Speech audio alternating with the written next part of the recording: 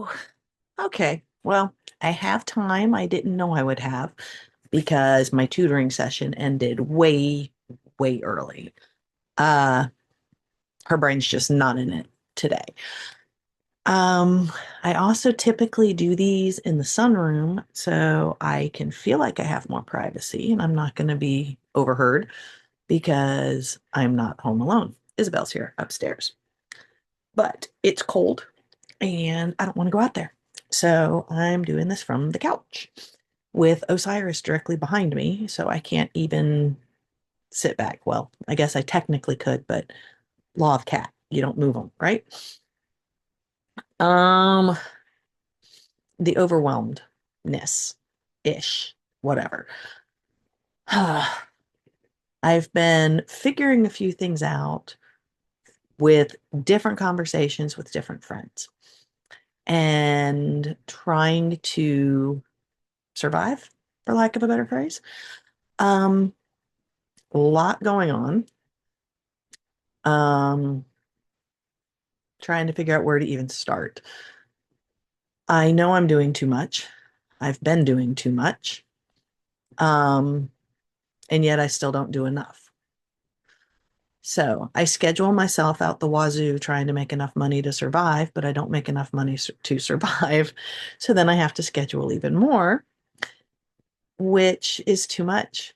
And I know I keep saying the words too much, but I'm finally hitting that spot where I I'm really good at making things work, at just getting it done, at being able to do just a little bit more. And I don't accept the limitations easily. But um, I'm about to have to admit that I have a limit. And to be honest, I'm trying really, really hard to say that I've hit my limit. But there's that part of me that keeps saying, no, I can do a little bit more. I'm just being wimpy. I am just being weak. I am just being lazy. I can always do just a tiny bit more. There's a little bit more here. I can just buckle down and I can do a little bit more. And logic, Lynda, knows that's just insane. But Lynda, who's been fighting for every minute of her entire life since before she was even born, can't accept that there's a limit. So that has me in an interesting spot.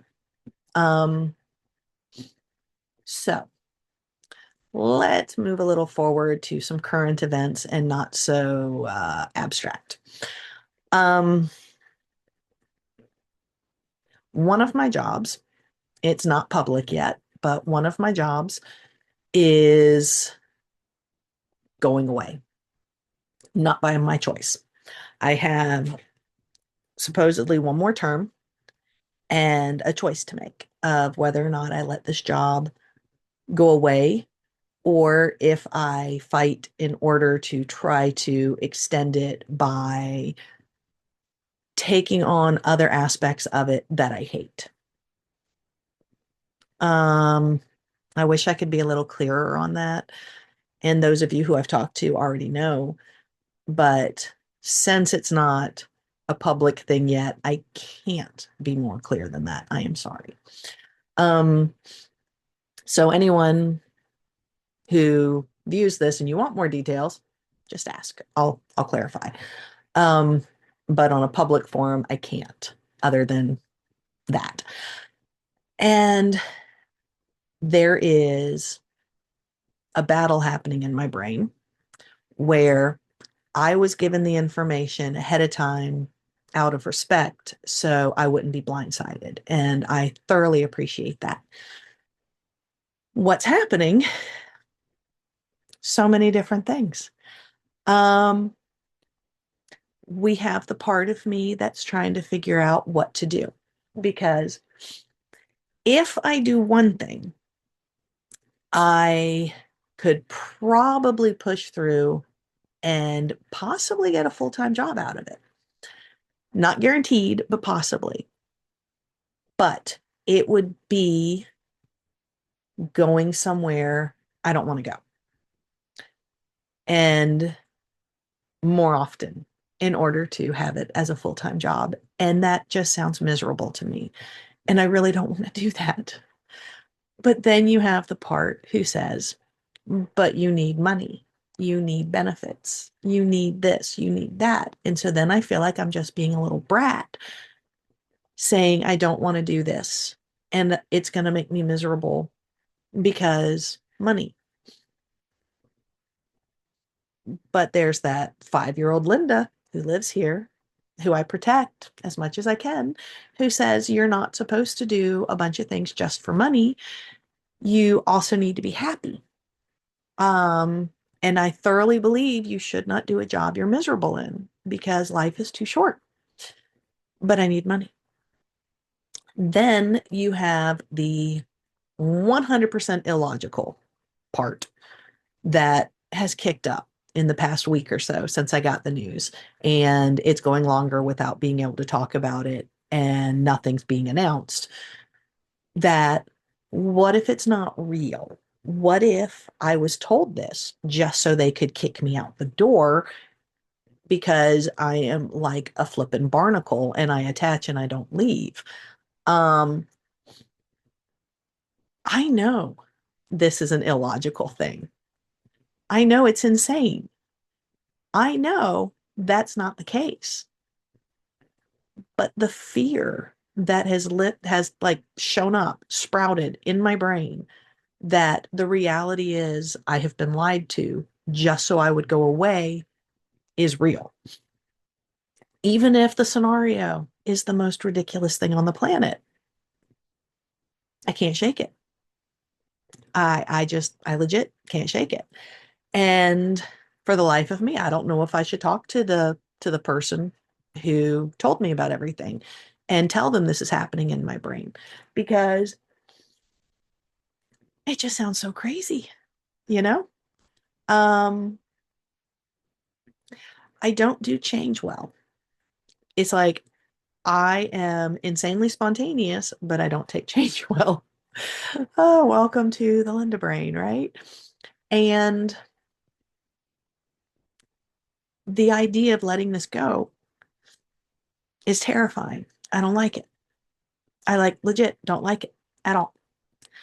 But my brain is trying to tell me maybe this is the universe's way of telling you to slow down because I know I need to slow down. I don't need 6 jobs and I have it because I can't afford anything. And what I want more than anything is to be able to rest. I am like so tired. And I'm so tired of saying I'm so tired, you know?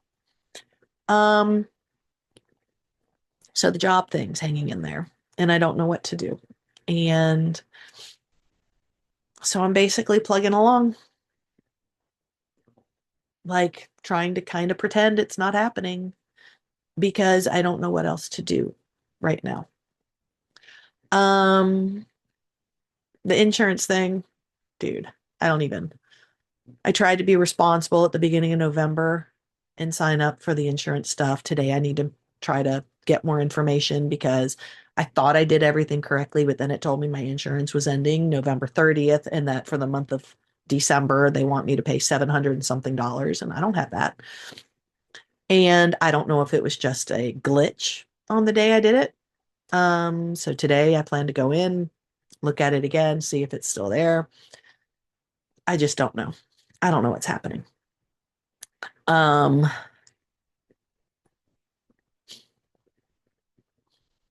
Personal end. Uh, got the CT scan of my lungs and haven't met with the lung doctor yet. I do that not this coming Tuesday, but the following Tuesday. I think that's like the 25th. And then I get to hear from him. But the rheumatologist didn't notice anything absolutely horrible. I read the reports, but I am waiting to talk to the actual lung doctor. I will tell you one of the things I saw in the report was a little bit of fluid around the heart And they gave a very specific name. And so, of course, I Googled it to find out to make sure it was what I thought it was. And it says, not to be worried. This happens a lot. Give your body some time. A lot of times it's connected to inflammation and stress and blah, blah, blah. And you're supposed to rest. And there's that. Um, so I don't know if this is a physical manifestation of the fact that I legit need to stop doing so much. And I don't know how to stop doing so much. Um, so around the 25th is when I should get the result, or I'll meet with the lung doctor so he can tell me everything. Because I'm trying to get everything done in November in case I have no insurance in December. Okay, got the MRI back of my knee. The doctor, the orthopedic guy, wanted to get an MRI of both knees because they're both crap. But insurance, they were having trouble getting permission to do the right and left. So they started with the right knee because it's the worst one. That's the one that if I squat down to do something, like one of the last times my mom was in the hospital, I was trying to clean her refrigerator and I sprayed the bottom of it. And then I squatted down to wipe the refrigerator and it was like an explosion out the side of my knee. Um, that's part of why I've been doing all the orthopedic appointments, and we've done the x-rays, we did the physical therapy, which actually, interestingly enough, made them worse, and had my left knee turn into a giant bruise. It was quite interesting looking. And we tried the cortisone shot right before Dragon Con, Labor Day weekend, and that went very badly. And so after all those, the next step was the MRI. So we got the MRI of my right knee, and it showed that I have a meniscus tear. And so, since we've already done everything else, I'm set up for surgery. So, I'm supposed to have surgery the day before Thanksgiving. They wanted to schedule it for today, the day I'm making this video, November 14th. But when it's done, um, I won't be able to drive for a little bit because, well, one, you're not supposed to be on pain meds. Two, you're supposed to be fully weight bearing, and it's my right leg, which is the one you use for driving. So I won't be able to drive for a little bit. Um, this coming week is Jake's surgery, the cancer surgery. And I need to be there because I'm the medical proxy. And so I told them I could not do surgery for my knee on the 14th because I need to be able to drive on Monday. And that's why it got pushed. And so when I was telling a friend this, she pointed out, she's like, so you put your surgery off for somebody else's. And she's not wrong. I just didn't think of it that way. I was looking at it as I have obligations. I've already done these things. This is what I've said. So I'm staying true to my word. And it never occurred to me that that is legitimately what I just did. And so that has given me a bit to think on because immediately I want to be defensive and say, but you're only as good as your word, and cancer surgery is more important than a torn meniscus. It's not like it's a big deal. I've dealt with this for a while, blah, blah, blah. If somebody else said all of these things that run through my head to me, I would tell them that they're being ridiculous. And I'm trying really hard to accept the fact that, well, somebody sent me something ages ago, like a couple months ago, and it gave this entire scenario. Um, Gave this entire scenario about if you were given a human to take care of, and then making all the decisions to properly take care of this human. And you go through it, you're supposed to like have these different questions. Which would you choose? Blah, blah, blah. And then the ending part of it is saying that you are that human. You're supposed to take care of you. And I'm still working on that. And the distraction is I kept having texts pop up, and now I hear somebody upstairs. So I'm going to pause this and come back in a sec. Okay, back to recording. Tried to take care of something real quick. Something weird's going on with the gas company, and so was trying to fix that. Where was I? Now I have to remember. And the big question is, am I going to edit this? Probably not, because I don't do that. Then I have to look at them again. Um, Surgery. Yeah, there you go. So we have the one part where the friend made me realize that I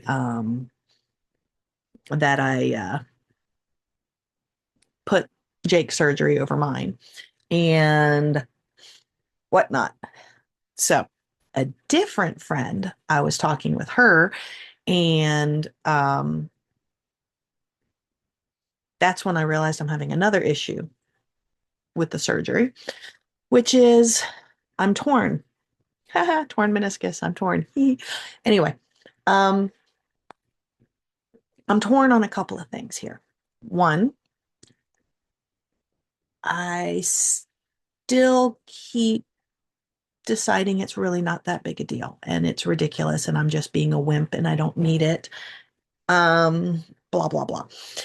Then I have the other part that, well, these kind of go together. Um, when they said that the MRI shown that there was a tear and it needs to be repaired or whatever, um, part of what happened in my head was, so there's really something wrong. It's not my imagination. And I still keep feeling like it's my imagination, that there's not really anything wrong, that I'm just being wimpy and blah, blah, blah. You know the drill. And it's almost like getting the MRI to give evidence that something's wrong is really messing with my brain in accepting that there actually is something, because I still feel like I'm just being wimpy about it all. And I should just try harder and, whatever. And she pointed out about just because insurance says there's nothing wrong doesn't mean there's not something wrong. And in the conversation, I said, I think it's really more based on my mom and exes, because the number of times when I said something bothered me and it was dismissed as all in my head, that's become a huge part of who I am. That there's not really anything wrong. I'm just complaining. I'm just whining. I'm just. And getting an actual medical something saying that there is evidence that there's something has really messed with my brain. Because I feel like I spend most of my life just repeating what others have said to me, whether it is a doctor or a parent or a friend or a an ex, whatever. Somebody says you have or you do XYZ, and I just keep repeating it and repeating it, and repeating it, and that makes it a fact. And I have had it drilled into my head to such a degree that everything's in my head, that I don't know how to comprehend that there's actually something. And this happened also with the gallbladder when I had that removed. And being told by the doctor that it was like a 4 centimeter stone um, should have helped my brain understand that the 19 years of pain was not in my head. But I still have a hard time with that. The surgery on my foot last year, I had x-rays. I had a doctor who fought for me to fix the issue. And when I was first told that this is what was happening, and I had the x-rays and I saw it, at the first stages of it, before we went through everything we were supposed to go through before insurance would cover stuff. When I told Eliza that time, the response was, so there's actually something wrong, which didn't seem like a big deal to me at the time. But now I realize that's part of it that I don't know. Um, I think I've been prepped or whatever. I don't want to use the word groomed. That's, yeesh. Uh, but I've been set up basically to dismiss any of my own discomforts. And I am very good at this, like really good at this. I've had 54 years to do it, you know? And having an image that says you need X, you would think would make me go, oh, so it's not. There's really something there. Okay, valid. Let's fix this and move on. And I am trying really hard to adopt that mentality. But I keep wanting to talk about it. And I'm scared. Um, I know it's no big deal. I've done my thing. I've researched it. I've looked it up. I have looked up the differences between if they try to stitch it up so it can heal, if they have to remove the torn stuff, or if they do a replacement. Um, Pretty darn sure they did not say a replacement. So it's going to be one of those first two. I just don't know which. I need to talk to them again because they probably told me in the appointment. But my brain kind of exploded and I couldn't comprehend. And to give you an idea of how bad it affected my brain, when I left, I was heading to Chris's house and I put the wrong thing into the GPS and drove myself to work during rush hour traffic in Atlanta. It was bad. It was a lot of time, but my brain just, I can't. I don't, I don't know how to deal. And I think that's part of the overwhelmed part.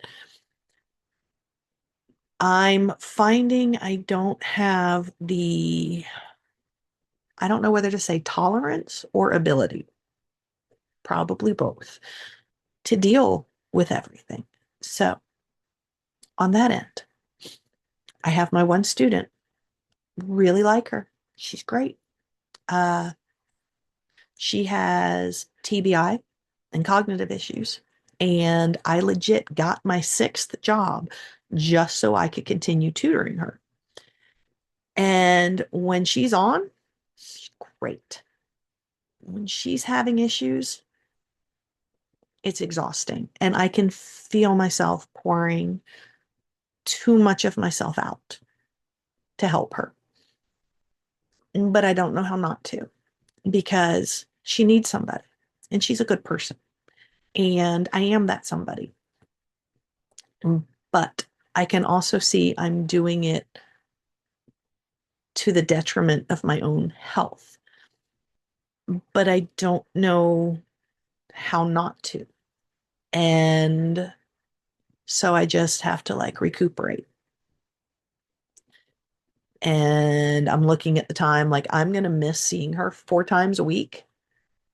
But at the same time, I'm going to breathe a sigh of relief because I can't. And I'm just trying to get to the end of the semester for the classes. And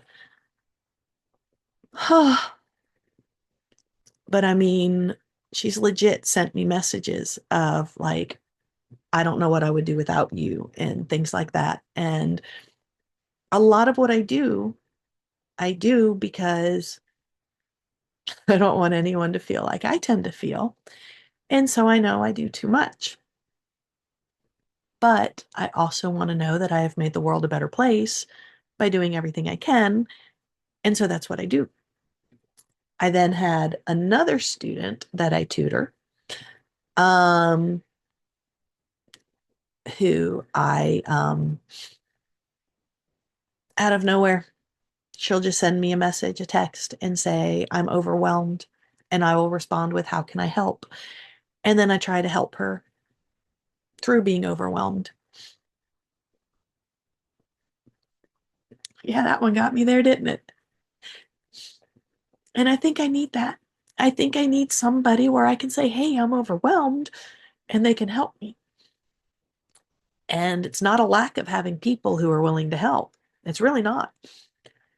It's a lack of multiple things on my part, which is like being able to realize when I'm starting to get overwhelmed, not when I'm towards the end and I'm about to completely and utterly melt down.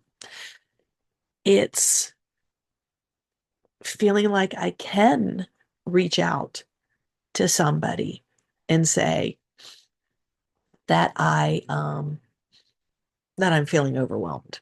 Like I need to be able to identify the beginning of it and be willing to tell somebody. I don't know how to do that part, both. I have no idea how to tell when it's first beginning to happen because I think I have been overwhelmed for over 10 years. And I think I don't think I know what it's like to not be overwhelmed. I think I only recognize it when I am nearing complete and utter meltdown. And that's a problem. I know plenty of people, like legit plenty of people who would love for me to say, "Hey, I need help." But the number of times that I did say that to somebody and then had it turned back on me makes it harder. Um, and then you have the ones who legit try to help, but it's not helpful because they just tell you more things you need to do. And when you can't do any more and they give you more things to do to help you do more, it makes it worse. So it's easier to just not say anything. Then you add on to that I have this overwhelming fear, again, of being too much, of needing too much, of saying too much, of complaining too much, of too much, too much, too much. And I say all the time, I need to not be too much. And I will get responses sometimes of, you are, but I like it.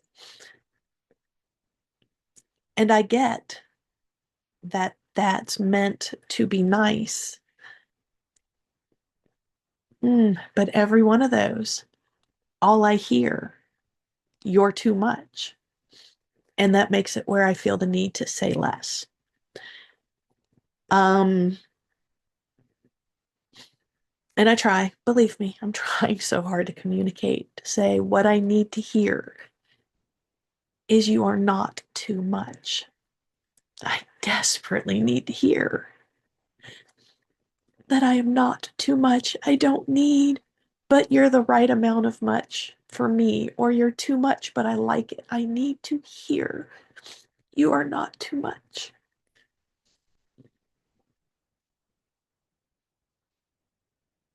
I think I need to hear you've held it together for a long time. Let me help you. Not tell me how to help you, not tell me what you need. I think I desperately need somebody to just say, let me help you. And they do, because I can't ask anymore. I've done it. I've tried. I don't even know what I need anymore. I am so done.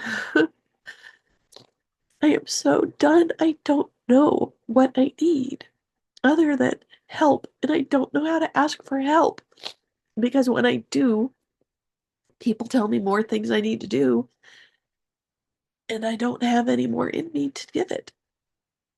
So while that's happening, I have no tolerance or ability to handle more. And then I have my mom and Jake. Yesterday, My mom had another angiogram. I had to get her to the hospital by 5:20 in the morning. This is what I was told. So I got up a little before 4 to make sure I was up and ready so I could leave my house before 4:30 in the morning to go get her, bring her, and get her to the hospital on time. Supposedly, the angiogram was going to happen at 7:30 in the morning.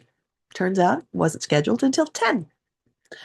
I did not eat before I left. I brought a Huel bar so I would at least have something because I thought we were supposed to be done by lunchtime.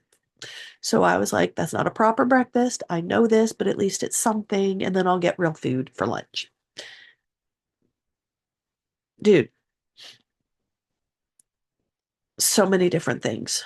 I did work there. I brought my stuff, so I even tutored from there. I got a lot of stuff done. I was very productive, but we didn't leave the hospital until after 5:30 p.m. in Atlanta, having to drive 285. It took 41 minutes to go the 12 miles to her house. I did not get home until after 7 p.m. And then I still had to make something to eat. And I almost didn't. I almost didn't bother. But again, you have to take care of your human. And I had done a very bad job taking care of my human. So I made dinner and I ate dinner. This morning, I get a text from my mom.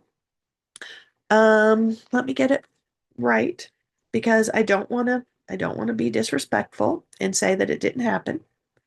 Yes, she did start it off with good morning. That's what I wanted to make sure of. Good morning. Please order for me. And she gives me an entire list of stuff to order for her on Instacart again. This is the third order in a week and a half because she insists she has nothing.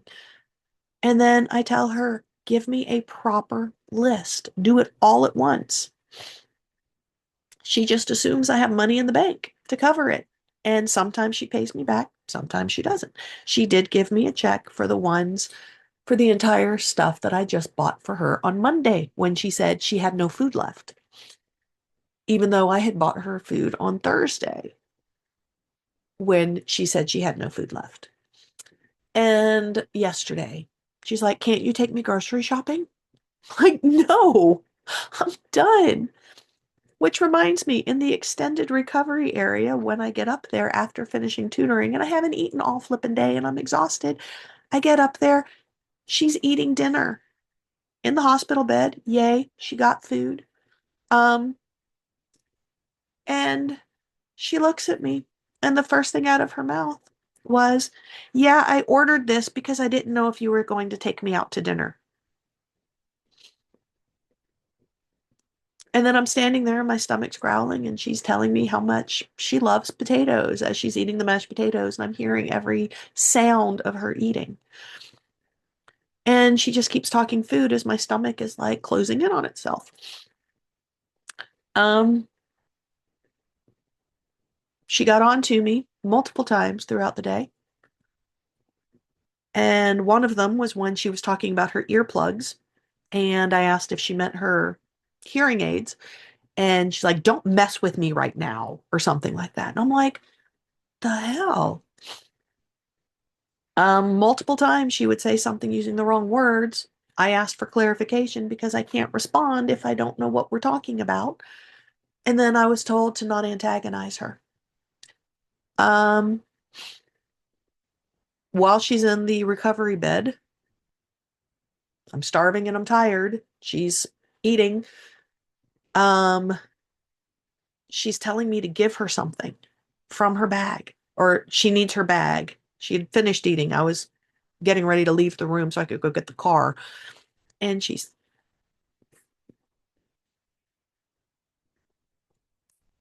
I thought something just died. So sorry. Um, like everything changed all of a sudden. Uh, she tells me to give her her purse because she needs, and she just goes, I need that, that, that. And all I kept thinking of one time, my Aunt Joan said, give me a noun. And I swear that was what was living through my head. And I couldn't. But then I tried to ask. And she, like, shush, shush, shush, shush, just stop it. And it made me feel so this big, you know? I'm having a hard time keeping that in check because I just want to scream and yell. But you're not supposed to do that. You're not supposed to scream and yell at people. When somebody's in a hospital bed, you're supposed to choke it all down. When somebody is frail, you're supposed to choke it down. I have all these you're supposed to choke it down things, and I'm drowning. So then, oh, and just for the record, I know I should do less for my mom, but I can't. I don't know how. Because one, she's my mom. Crappy or not, it's the only one I have. And yes, I always wanted a real mom. I don't know what it's like. I'm like so insanely jealous of people who have a real mom, but it's the only one I have. Two, I truly believe you're not supposed to just abandon a human, like any animal, really, even if a cat, well, I shouldn't say a cat because we know I love cats. Even if there's a goat out there, I'm not a fan of goats, just so you know. Even if there's a goat out there that needs help, I'm not going to ignore them. I can't do it. That's not in my makeup. I need somebody to pick it up. I need someone else to help, but no one else will because she's burnt all the bridges. And I guess everybody else on the planet's smarter than I am. The number of times yesterday and today I wanted to tell her that it's time for her to make her other child do more stuff that I can't anymore. But then I choke that down. So while I'm losing it on all this, we've got Jake. Oh, God, love him. I love Jake so much. I do. Can't handle him. He's just as unhealthy. And I never realized how much effort it takes when he's not doing well to talk to him. Like, I try to fit him in because I know he freaks out if there's no communication. He's very, very needy and he's going through a lot. I'm not going to fault him on that one. He tells me about taking his dog to the vet and that she's a little underweight, but other than that, everything's fine. I check the message while I'm going to the bathroom and, during work on Monday. And I've been having eye issues that I'm not telling most people about. I talked to the rheumatologist a tiny bit about it. But everything gets so dry, and then my eyes are all fuzzy, and it takes a moment to focus. And I don't know why I'm not telling everybody about the trouble I'm having with my eyes, other than it feels like I'm constantly complaining about everything. And so I feel like I need to not complain about everything, so then I just don't bother talking about it. But I've been having a lot of blurry vision. And I hear the door again, so I'm pausing.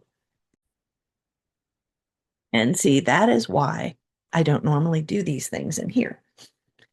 Isn't it weird? I can like pour my heart out to a camera. Well, not really a camera, this little green dot. I legit stare at that little green dot for the most part. I can pour my heart out to this, knowing random people are watching it. So it's still getting to humans, and I don't mean random, it's mostly just my friends. Um, but I also know there's a couple of other people who might look at these unless I lock them down. And I don't know. Unless I get super, super personal, I don't do the lockdown thing. I just don't care. Um, but I don't want my own kid listening to me. Isn't that weird? So, Jake Front, needy, exhausting. Read something into absolutely everything. He's very much not healthy space right now. And I can't 100% fault him because he had the tumor surgery in July, right before his birthday. Now, the cancer surgery that's coming up found out that his left ankle is totally mush. And so he's having to schedule a surgery for that and has to go to tumor specialist and a whole bunch of health things. Put on top of that, the trying to get divorced, that being a horrible, horribly abusive relationship, and all of the drama there, and still being with his mom, who is just as abusive. So, um, it's a crazy scenario, and I get that he needs to feel like somebody's on his side, and I am on his side, and I will remain on his side to the best of my ability. Um, hmm, where this goes is I'm having to learn what to the best of my ability is. I am having to learn when I need to step away, not to abandon because I don't want to abandon him. I want to be there. I want Jake in my life. He's my Jake. But I need to not lose myself.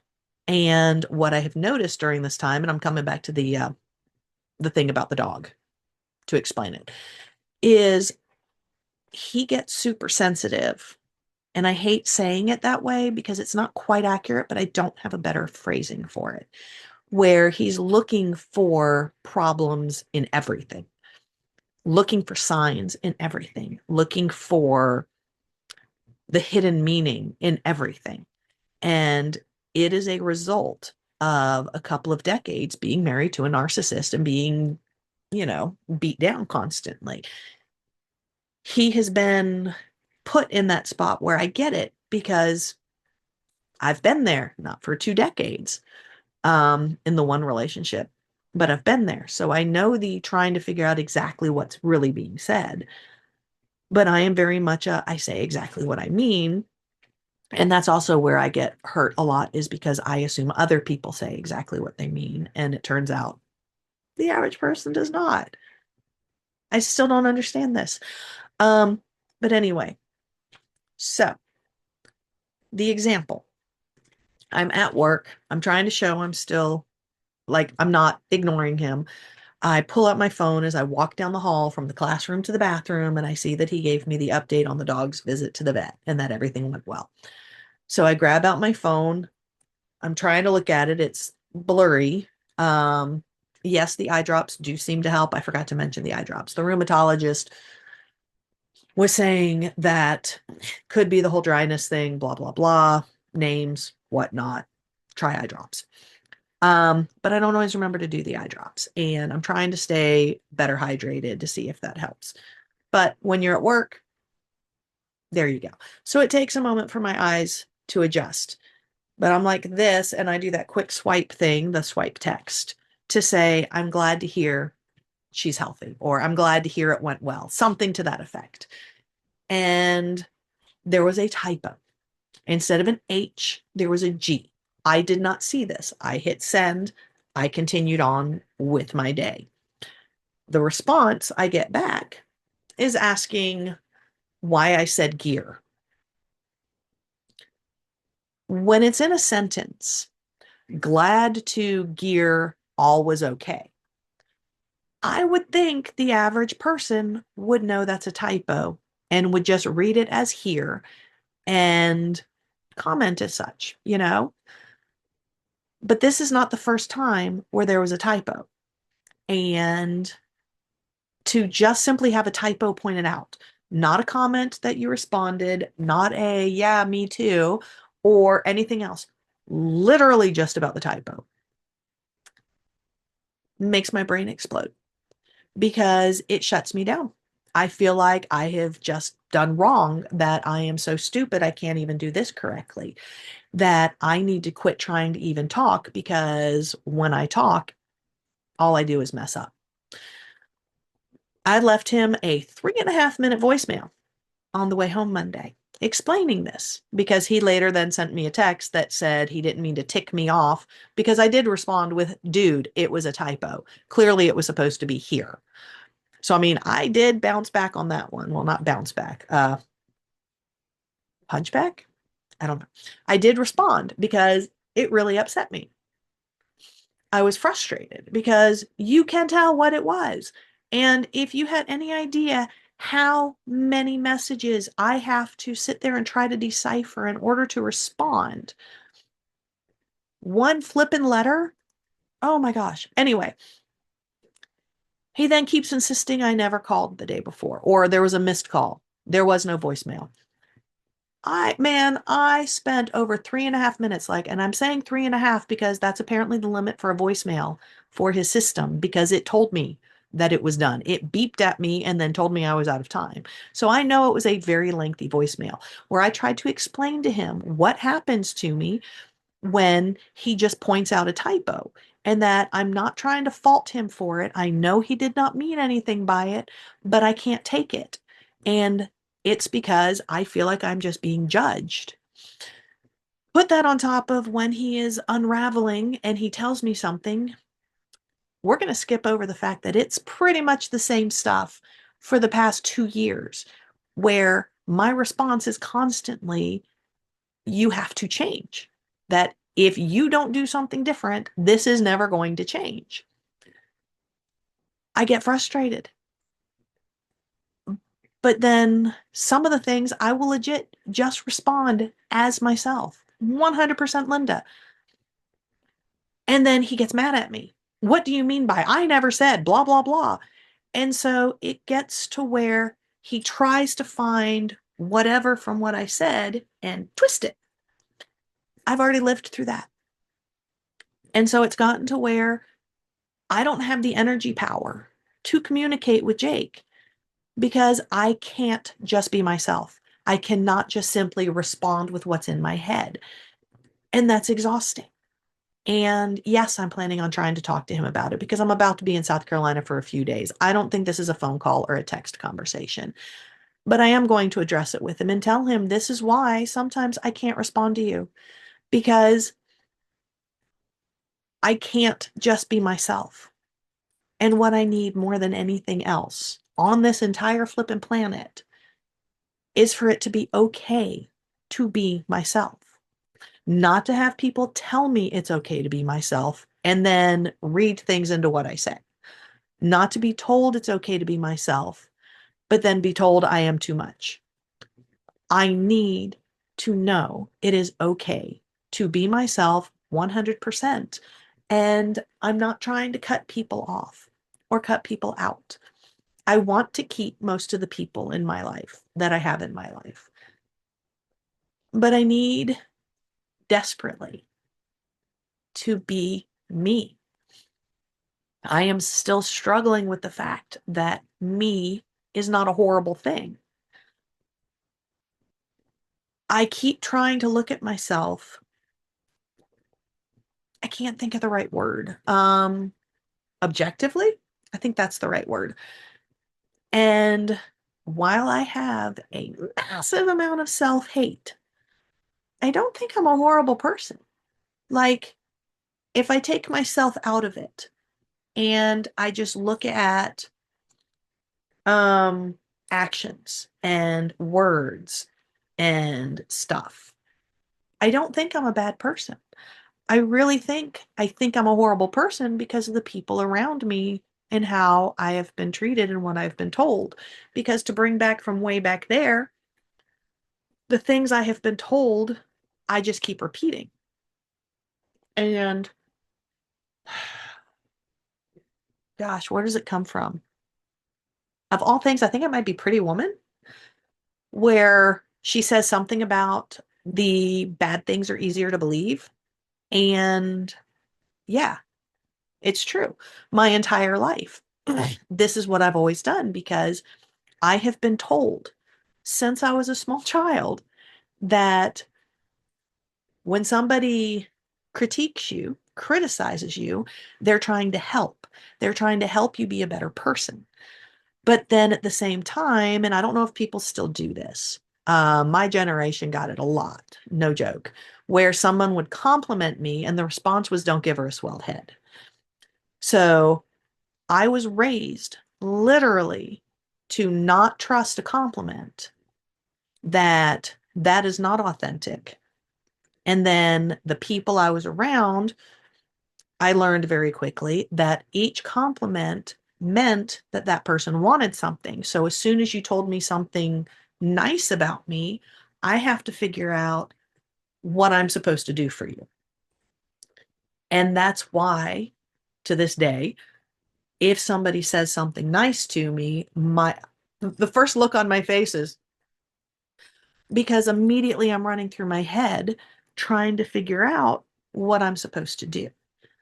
That whole thank you is lost on me because while I desperately want to hear I'm doing a good job and I desperately want to hear positive things about myself, I can't accept them because when you say it, it means you want or need something and it's another task that I have to accomplish. So I'm stuck. Um, I will believe every negative thing. I will believe it wholeheartedly and it will become part of who I am. But any positive thing is inauthentic. And I know that's wrong. Like logically, I know it's wrong. Um, I know when I tell somebody something nice, it's not because I want something back.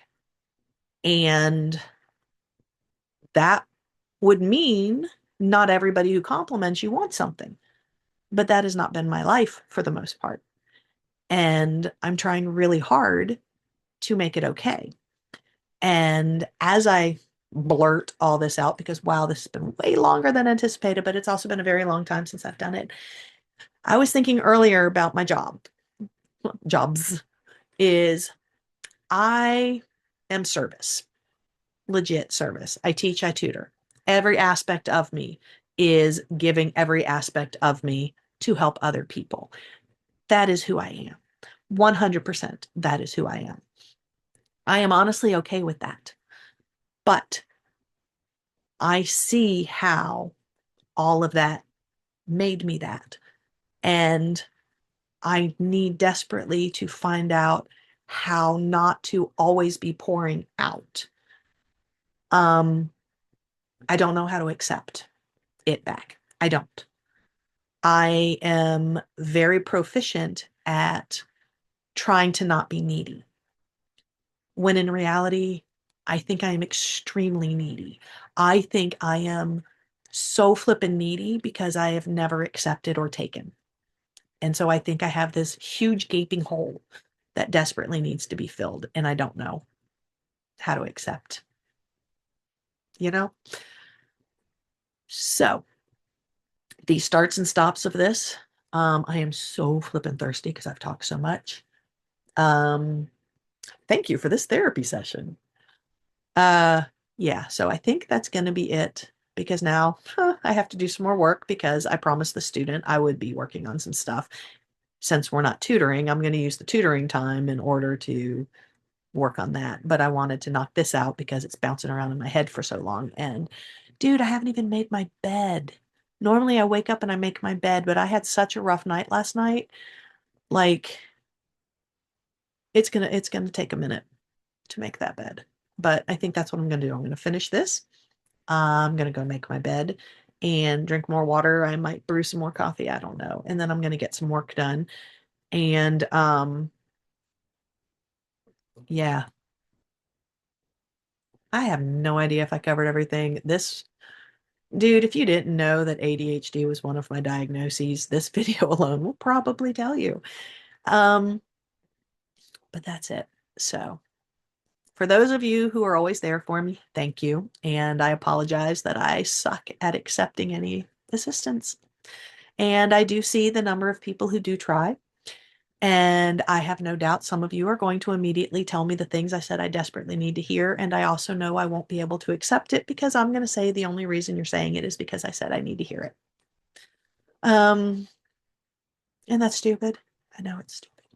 So anyway, oh wait, surgery the day before Thanksgiving has me really upset because I really like to cook for everybody on Thanksgiving. There's my service thing again. I love to cook huge amounts of food and feed everybody. And so I'm having to figure out how to do that. So anyway, I guess that's it. Osiris is probably ready for me to be done too. So until next time, peace out.